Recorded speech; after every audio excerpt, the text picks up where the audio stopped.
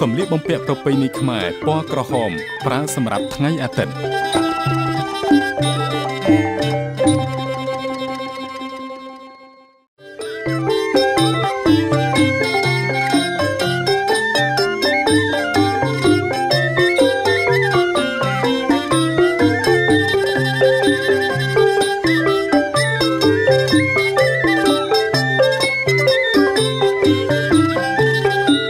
សម្លៀកបំពាក់ប្រពៃណីខ្មែរពណ៌ស៊ីលៀប